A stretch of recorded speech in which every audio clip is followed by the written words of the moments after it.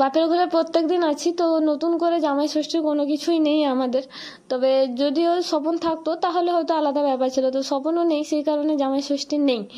তবে মেয়ে ষষ্ঠী আছে, মেয়ে ষষ্ঠী আছে, এই কারণেই বললাম। জেঠুর ঘরেও যাওয়া হতো, তো জেঠুর ঘর থেকে বারবার ফোন করছিল, তো শেষমেশ দাদা নিতে চলে এসছে আর কি। আমি যাবো না বলতে বারবার করে দাদা নিতে এসে, তাই বাধ্য হয়ে স্নানে গেছিলাম। আর তার মধ্যে রাই পড়ে গিয়ে চোখের চারপাশটা একদম ফুলিয়ে ফেলেছে, কেটেও গেছে, রক্ত বেরোচ্ছিল হালকা।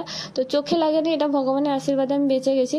আর বাবার বাড়ি থেকে জেঠুর বাড়ির দূরত্ব বেশি নয়, 5 মিনিটের মতো। মানে আমাদের পুরনো যে বাড়িটা সেখানেই হচ্ছে আমার জেঠু, মানে জেঠু থাকে আর কি।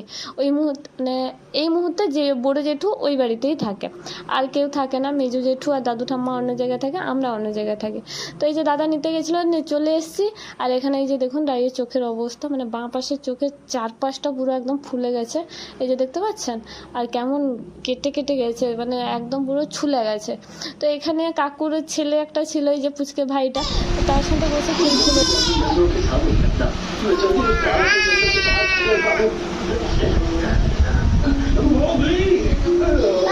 तो है वो पर्चियां मिली कि नहीं।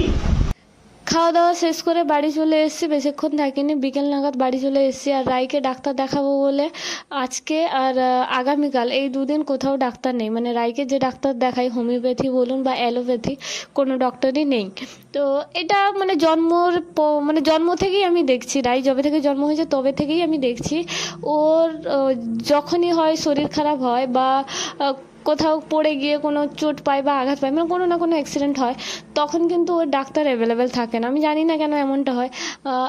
মানে আজ থেকে 7 মাস আগে একবার পালঙ্ক থেকে পড়েছিল, আজকে